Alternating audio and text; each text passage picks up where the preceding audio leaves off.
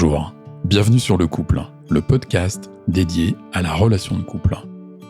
Quel que soit votre âge, votre histoire avec l'amour, votre modèle de couple, que vous soyez célibataire ou en couple, depuis peu ou depuis de nombreuses années, si vous avez envie de bâtir une relation consciente, vivante, qui vous ressemble et qui permet au quotidien de faire circuler l'amour et la vie, ce podcast est pour vous. Parce que l'amour ne suffit pas pour construire un couple épanoui, Valérie Dussault et moi-même, nous vous invitons, à travers ce podcast, à un voyage d'exploration de votre relation de couple.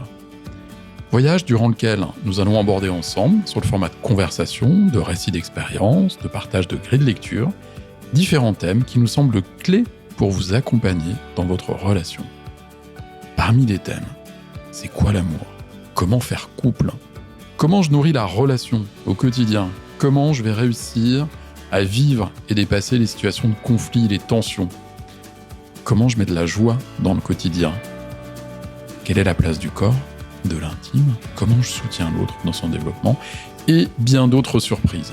Je suis Laurent Caputo, le fondateur de Reliance. Mon métier, c'est la relation. Et avec Reliance, j'œuvre au quotidien pour vous aider à bâtir des relations bienveillantes, authentiques et responsables dans votre vie personnelle et professionnelle. Bonjour, je suis Valérie Dussault. J'ai créé mon école sous mon arbre. Je suis yoga thérapeute et formatrice. Et le cœur de mon métier, c'est d'aider les personnes que j'accompagne à nourrir un lien sain et serein avec elles-mêmes, un lien de paix, un lien d'amour. Chaque fois qu'une personne entre profondément en amour pour ce qu'elle est, pour tout ce qu'elle est, elle impacte durablement le monde qui l'entoure. S'aimer, c'est changer le monde. C'est la seule voie pour une vie respectueuse de notre terre. Alors, à la question, ce dont j'ai envie à l'issue de ce premier atelier sur le couple pour l'ensemble des couples présents. J'ai envie que chacun des couples présents, de la première minute à la dernière minute du stage, vive l'expérience renouvelée de la magie de leur rencontre. Vive l'expérience de cette vibration profonde de tout leur être, de tout leur cœur, de tout leur âme, de tout leur corps, qu'ils ont vécu pour la première fois en présence de leur partenaire de vie. J'ai envie qu'ils puissent retrouver cette curiosité de l'autre, ce désir de l'autre, ce besoin de l'autre, et qu'au-delà de toutes les grilles de lecture, de tous leurs modes de fonctionnement, qu'ils puissent se reconnecter au mystère, à l'alchimie du cœur, au mystère de l'amour qui les unit. J'ai envie que l'ensemble des couples qui soient là vivent des vrais moments de connexion à eux-mêmes et à l'autre, et puissent repartir avec l'envie dans leur quotidien d'installer des moments sacrés dans lesquels ils vont honorer vraiment leur couple, honorer l'autre, prendre des rendez-vous d'amour, prendre des rendez-vous de partage, des rendez-vous pour pleinement nourrir leur relation.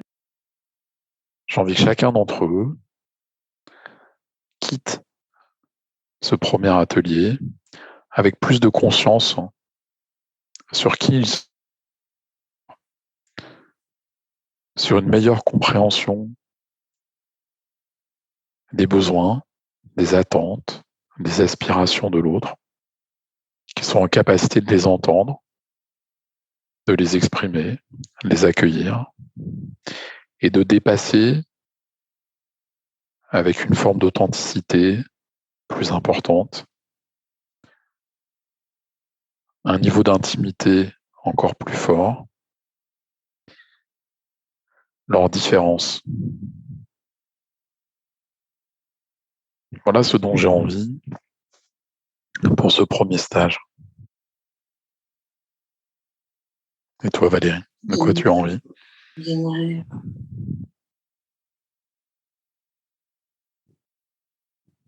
qu'ils retrouvent le bouleversement au début, avec cette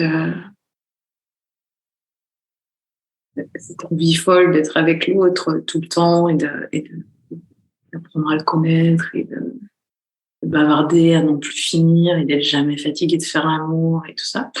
Et en même temps, avec le niveau d'intimité et de connaissance de l'autre que plusieurs années de vie commune apportent et qui sont... en fait, ce que je veux, c'est pouvoir réconcilier les deux. Que les deux, que la magie puisse fonctionner, même quand on a l'impression, quand on a vécu plusieurs années avec quelqu'un qu'on connaît par cœur et qui nous énerve par certains aspects. Il y a des choses qu'il nous répète tout le temps, comme il y a des choses qu'on lui répète tout le temps, etc. Et que ça ne soit pas un obstacle. Au contraire, que ce soit encore plus nourrissant, cette intimité qu'on a développée à force de vivre aux côtés de quelqu'un, que cette intimité-là soit source de curiosité aussi. En fait, ce que je voudrais, c'est qu'à l'issue du premier stage, les couples se rechoisissent et qu'ils prennent pour eux l'engagement de se choisir régulièrement, de se rechoisir. Il y a quelque chose d'un peu mystique même là-dedans pour moi. C'est-à-dire que c'est vraiment au-delà de la boutade.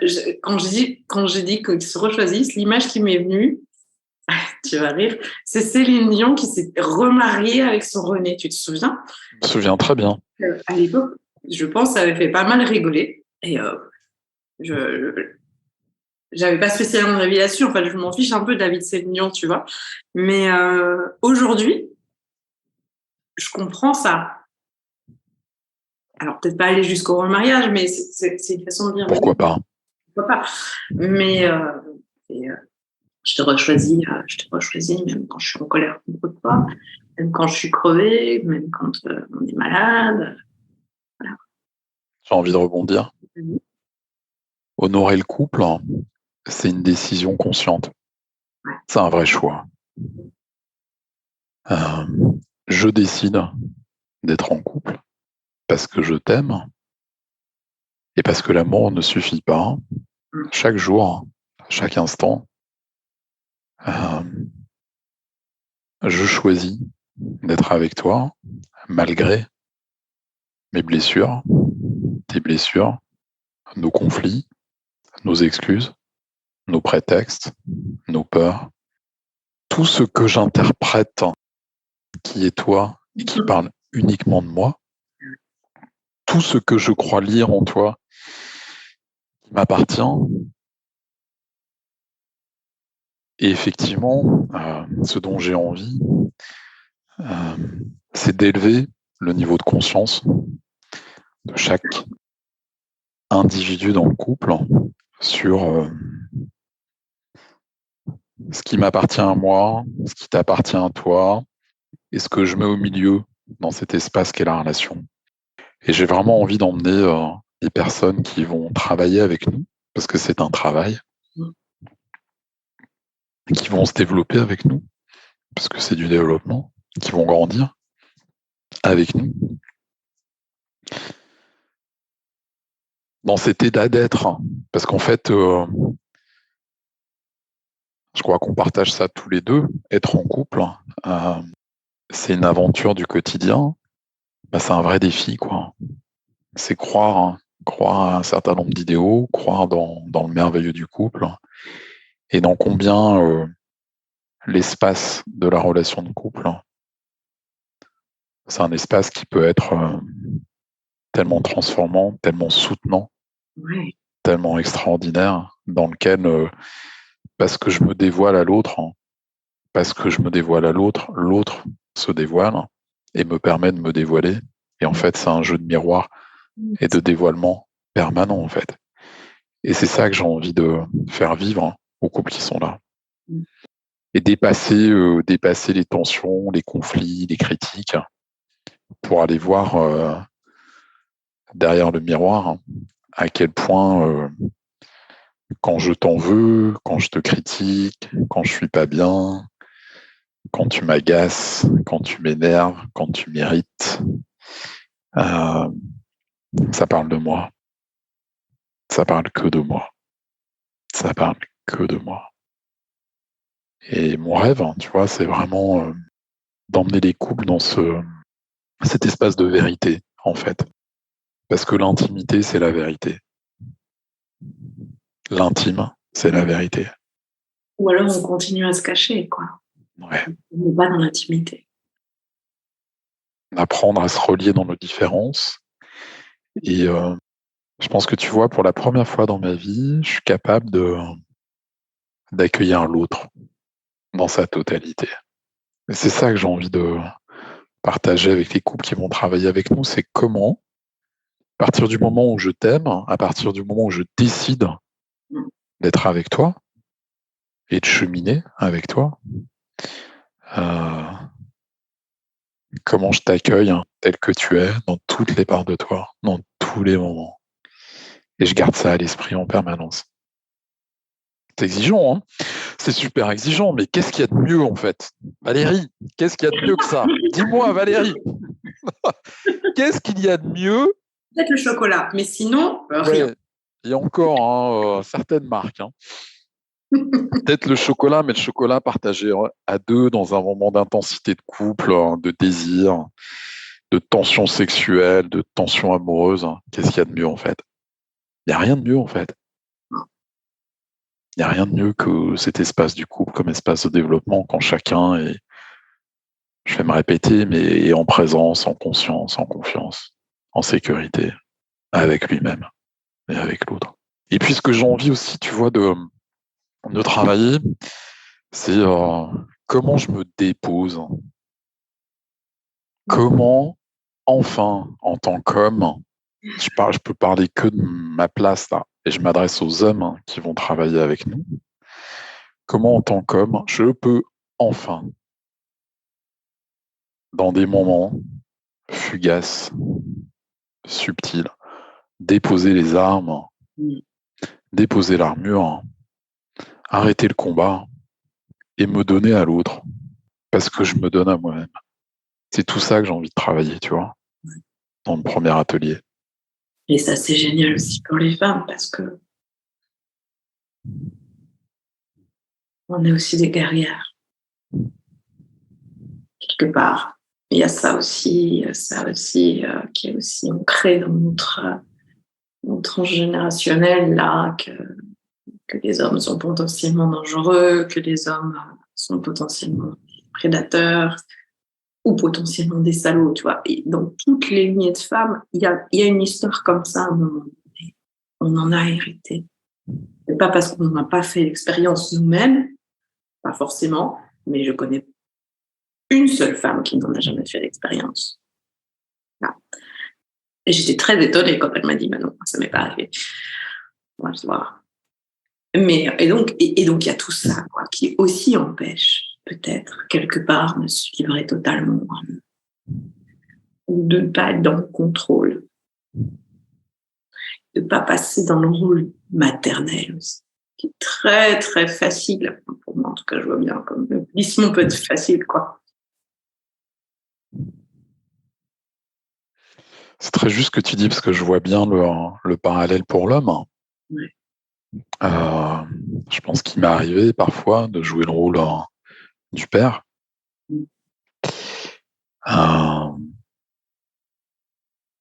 C'est comment trouver la juste place. Comment trouver la juste place, en fait, avec l'autre, avec la famille de l'autre, avec les enfants de l'autre, avec les collègues de l'autre, etc., etc. C'est comment trouver la juste place, celle qui correspond à qui je suis, à ce dont j'ai envie, dans laquelle je me respecte, tout en évitant de me diluer dans l'autre, de me perdre dans la relation. Donc là, on va parler avec nos couples de fusion, de dépendance. C'est ça. Même si, ouais, même s'il y a des moments de fusion, il y a des moments de dépendance, et c'est complètement OK, et c'est merveilleux.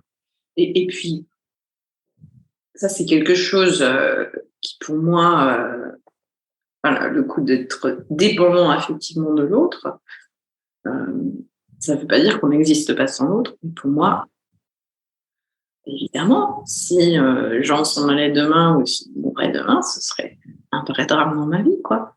Parce qu'il y a un lien, parce que je suis dépendante de ce lien, parce que j'ai construit depuis 10 ans avec lui.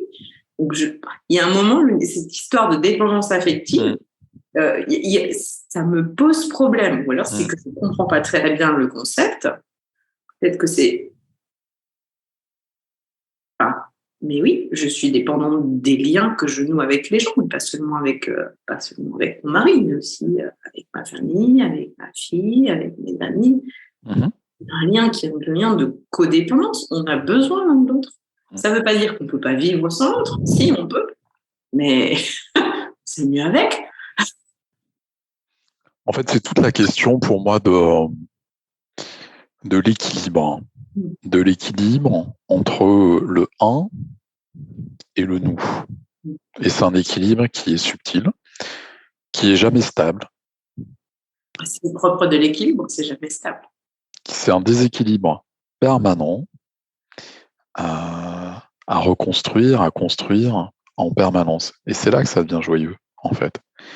Et en fait, là aussi, comme toi, je suis très prudent sur tous les discours à l'emporte-pièce, sur la fusion, la dépendance.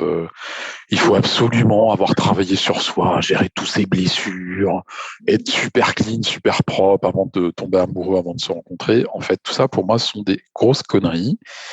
Ce sont vraiment des grosses conneries qui foutent plein de pression, malheureusement, sur plein de couples. D'abord, avant d'aimer les autres, bon sang. Voilà, très bien. Je pense que... Si t'as de la chance, quoi. Voilà, je pense que c'est la relation qui blesse et c'est la relation qui guérit.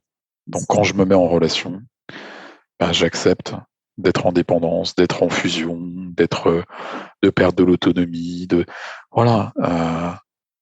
perdre mon équilibre pour en créer un nouveau. Et en fait, dans tout ça, ce qui est important, c'est d'être lucide pour moi. Lucide sur le fait que quand je suis amoureux, je vais perdre pied, je vais avoir envie de voir l'autre en permanence, et puis et je vais sentir des moments d'exaltation, les papillons dans le ventre, et puis d'autres moments moins joyeux. Ça fait partie de la relation. Donc, j'ai aussi envie d'amener à nouveau les couples avec qui on va travailler dans cet état-là, en fait, cet état amoureux. Alors, Valérie, dans notre premier atelier sur le couple, de quoi on parle? Qu'est-ce qu'on fait? Sur quoi on travaille? En fait, moi, j'ai envie d'aborder dans ce premier atelier les clés de la relation. Qu'est-ce qui fait qu'on est entré en relation l'un avec l'autre? Avec quoi est-ce qu'on arrive? Quelles sont les expériences de nos relations précédentes? Pourquoi on en est là avec cette personne? Pourquoi on s'est choisi? Qu'est-ce que c'est pour nous être en relation? Est-ce que notre relation a changé depuis le début? Comment? Qu'est-ce qu'on apprécie dans aujourd'hui? Qu'est-ce qu'on apprécie moins? Qu'est-ce qu'on attend? En fait, c'est des questions qui sont extrêmement simples et dont j'ai l'impression qu'on ne se les pose pas si souvent, réellement. Tu vois, quand tu dis ça, moi, ce que j'ai envie d'appréhender avec nos couples, c'est leur permettre d'être dans un niveau d'échange explicite. C'est ça, exactement. C'est dire à l'autre ce que je ressens, ce dont j'ai envie, ce dont j'ai besoin, ce qui me va pas, et accepter de tricoter la relation avec l'autre. Ouais. Tu vois, pour moi, une relation, c'est l'image que je vais prendre, c'est comme le tweed, qui est le tissu qui a été inventé par Chanel. Le tweed, c'est un tissu très subtil, très complexe, avec un entrelacement de fils, de matières différentes. Quand on le regarde de près, c'est compliqué et nécessaire de se mettre un peu à distance pour en voir toute la beauté. Le sujet, c'est pas détricoter le mystère, parce que ça, c'est impossible. Et c'est pas l'objet de ce qu'on va travailler avec nos couples, mais c'est de leur apprendre à regarder tous les fils qui sous-tendent leur relation, à retrouver de la fluidité, être en capacité d'être dans la clarté, dans l'explicite, dans le partage authentique, et puis comprendre c'est quoi ton langage de l'amour, c'est quoi mon langage de l'amour, se dire ça en fait. Comment je t'exprime de l'amour? Parce que moi j'ai rencontré plein de couples comme ça où je vois que l'un exprime de l'amour et l'autre, c'est pas le bon registre, donc ça ou rien, c'est pareil. Et je vois celui qui exprime très malheureux, et puis celui qui reçoit, qui sait pas que c'est de l'amour, très malheureux parce qu'il se sent pas nourri. Et donc là, on tourne à vide. Bien sûr. Donc quels sont les langages de l'amour de l'un et de l'autre? Comment justement je peux aller nourrir l'autre dans ses besoins? Et je me rends compte exactement. Et je me rends compte qu'à partir du moment où l'autre est nourri dans ses besoins, je deviens immédiatement le plus grand bénéficiaire de ce que je viens de donner à l'autre, puisque l'autre, je vais le mettre dans un élan de partage, d'ouverture, de contribution. Et ça, je trouve ça magique d'accéder à ça. Comment je nourris l'autre en comprenant ses besoins, son langage de l'amour, et comment moi j'exprime mes besoins et mon langage de l'amour, et comment on tricote ensemble. Je t'informe que je vais souvent prendre cette métaphore du tricot, parce que j'aime bien. Moi, j'aime bien le tricot et j'aime bien tisser, tu sais. Tisser, et oui. C'est aussi des métaphores que j'utilise beaucoup. Ça marche. Idem sur les excuses. Parce que ça, c'est vraiment hyper important. Ouais. Idem sur les excuses. Pardon, excuse-moi. À mon avis, il y a énormément de malentendus qui viennent de là, tout simplement. Mm-hmm. On ne sait pas, même si on s'aime, on ne sait pas comment l'exprimer à l'autre. Ou on ne sait pas, on n'a pas l'impression de le recevoir. Ouais. J'adore le mot malentendu, parce que dans malentendu, je t'ai mal entendu, là où tu as besoin d'être écouté, dans ton besoin de reliance avec moi. Ou alors apprendre à s'écouter, en fait. C'est ça. J'allais y venir. Ouais. C'est super important. Comment on crée l'espace pour s'écouter? Comment on s'écoute sans s'interrompre? Comment on écoute vraiment, sans chercher à se justifier, sans chercher à dire oui, mais moi. En fait, sans tout dévoiler, parce que il faut que nos auditeurs aient envie de s'inscrire au programme. Mais effectivement, ce qu'on peut vous dire, chers auditeurs,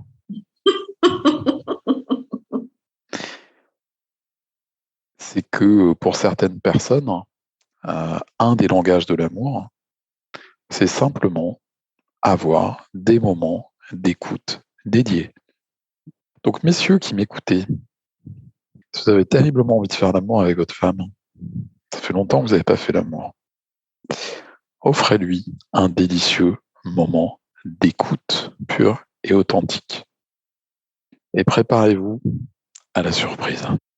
Et messieurs, quand je dis ça, c'est écouter vraiment.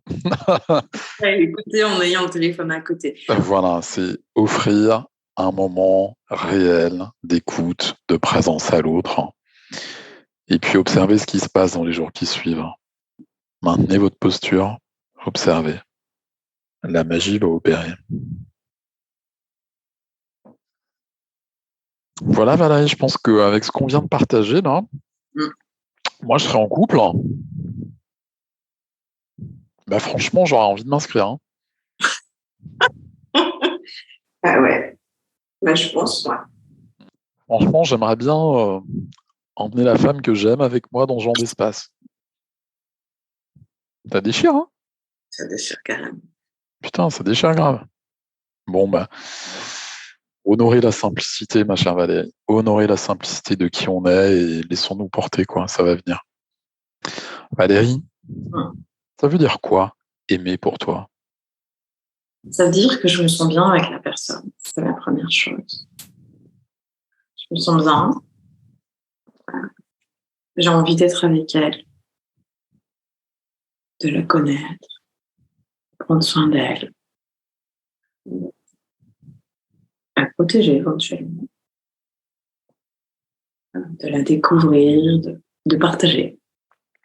Ça peut globalement de partager avec elle.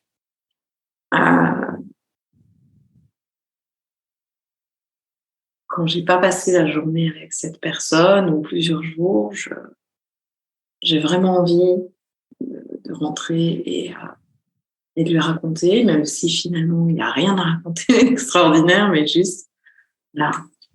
Et puis d'écouter me partager sa journée aussi. En fait, quand j'aime quelqu'un, quand je le retrouve, je rentre chez moi. Je rentre chez moi, mais en mieux. Parce qu'avec cette personne, euh, il y a quelque chose du processus de la révélation. Il va me montrer des parties de moi que je ne connaissais pas. Aimer, c'est aussi accepter qu'on ne comprenne pas, qu'il nous échappe, qu'il reste mystérieux, qu'il ait des amis qu'on n'aime pas du tout.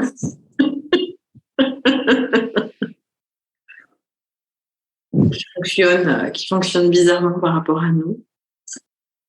Bizarrement, bien entendu, c'est une boutade, mais voilà, qu'on ne se rencontre pas sur tout, qu'on puisse être même d'accord sur rien, et que ce soit pas grave. Aimer, c'est aussi tisser un lien charnel qui fait que quand l'autre n'est pas là, l'odeur de sa peau nous manque. Aimer, c'est quoi pour moi? Aimer, c'est fermer les yeux, ne pas être avec la femme que j'aime et sentir en moi des émotions très fortes, de joie, de bien-être, de bonheur. C'est sentir que mon visage sourit, que tout mon corps sourit, simplement en imaginant son visage, en imaginant ses cheveux, sa voix. C'est désirer le goût de sa peau. C'est avoir terriblement envie de l'odeur de son corps. C'est mémoriser ses micro-mouvements, sa manière de marcher, de sourire, de rire, de se déplacer, de répondre, d'être en lien avec les autres, s'engager dans sa vie. C'est aimer quand elle s'énerve, quand elle est en tension. C'est quoi qu'il arrive, être curieux, s'intéresser. Et puis c'est devant elle, contre elle, se déposer en tant qu'homme, s'autoriser à ma vulnérabilité, sans peur, et sentir à quel point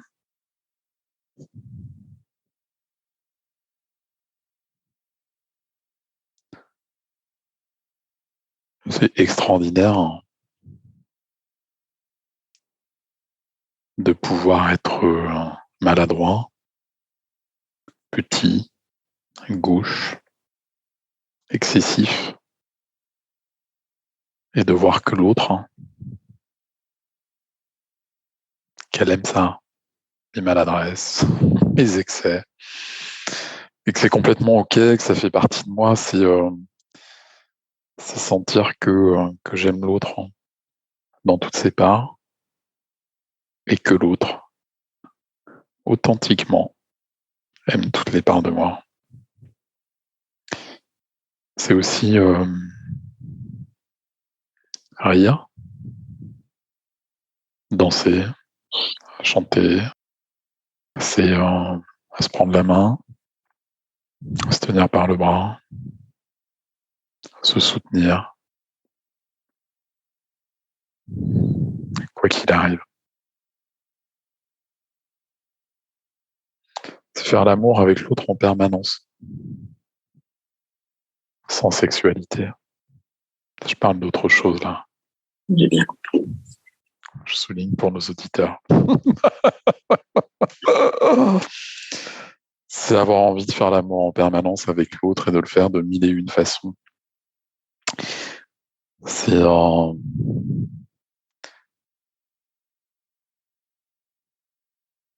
C'est les silences qui sont remplis. C'est les moments débiles et très concons sous un plaid sur le canapé à regarder un film très con et être bien. Ou la même chose sans le film. Juste être là. C'est pouvoir rencontrer la seule personne dans ma vie avec qui simplement être en présence l'un de l'autre. C'est déjà tout. C'est déjà un grand tout. Sans fioriture, sans artifice. Mais c'est pouvoir rencontrer la seule personne avec qui je peux être vraiment moi, dans toutes les parts de moi, y compris celles que je connais pas, celles que je découvre, celles que je vais découvrir, celles qui sont dégueulasses, celles qui sont belles. Et sentir que c'est complètement OK pour l'autre. C'est me dévoiler à moi-même, c'est me découvrir. Et puis c'est aider l'autre à se découvrir et à s'aimer en fait.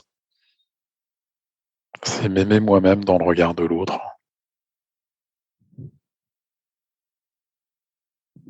C'est avoir envie de dévorer la femme que j'aime et de l'honorer en fait. D'honorer tout ce qu'elle est, toutes les parts d'elle-même, tous les rôles qu'elle peut jouer dans sa vie professionnelle, personnelle, sociale, dans sa vie de femme, dans sa vie de mère, dans sa vie avec son mec. C'est pouvoir jouer sur tous les registres.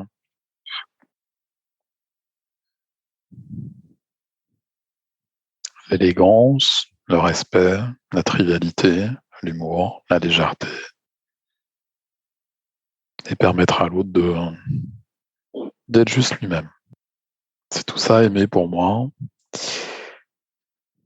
Et je crois qu'il n'y a rien de plus beau dans cette vie incarnée sur cette terre que d'aimer vraiment, authentiquement, en conscience. Aimer l'autre tel qu'il est et être aimé tel que je suis.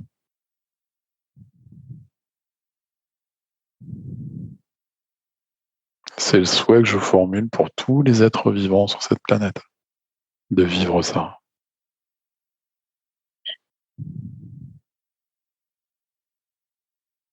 Parce que ça donne des ailes, ça donne de l'énergie, du courage,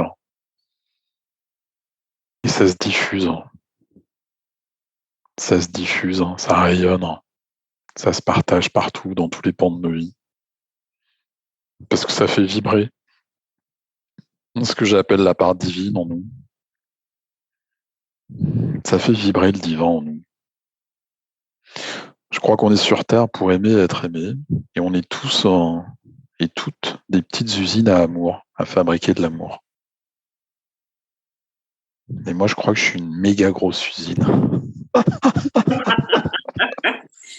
Je suis the méga grosse usine de ouf, parce que quand je me connecte à mon cœur, je crois que ma capacité à aimer tant que je serai en vie est infini.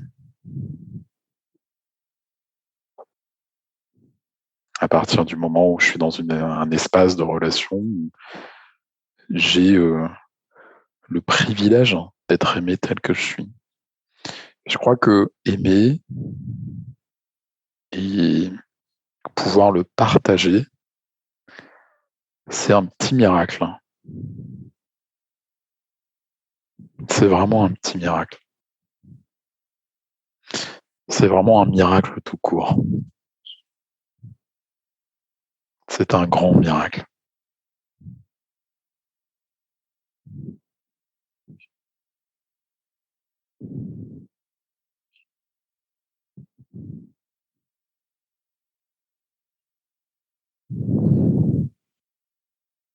Et tu vois, mon vœu le plus cher,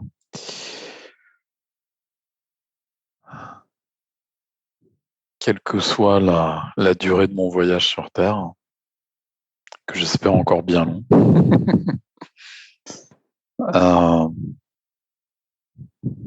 en fait, à la fin de ma vie, quand je ferai le bilan, la seule chose la plus importante, c'est d'avoir été en paix avec mes parents, d'avoir accompagné ma fille et d'avoir pu aimer une femme vraiment telle qu'elle est, de l'avoir soutenue, accompagnée, vue grandir,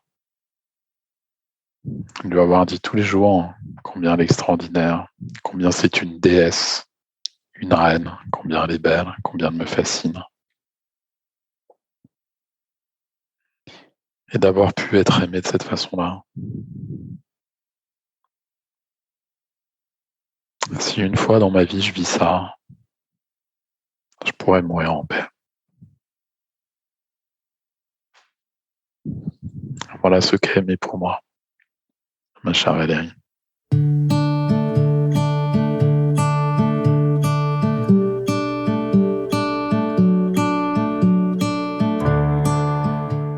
Merci d'avoir écouté cet épisode de notre podcast Le Couple.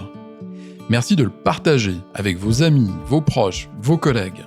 Merci de vos commentaires et de vos étoiles. C'est ce qui permet à Le Couple de rayonner. Si l'ensemble des thèmes partagés sur la relation de couple, la communication, le quotidien, le corps, l'intime, l'âme, si ces thèmes résonnent pour vous et que vous avez envie d'en savoir un peu plus sur nos accompagnements et nos stages, n'hésitez pas à nous contacter. Je vous embrasse avec amour et vous dis à bientôt.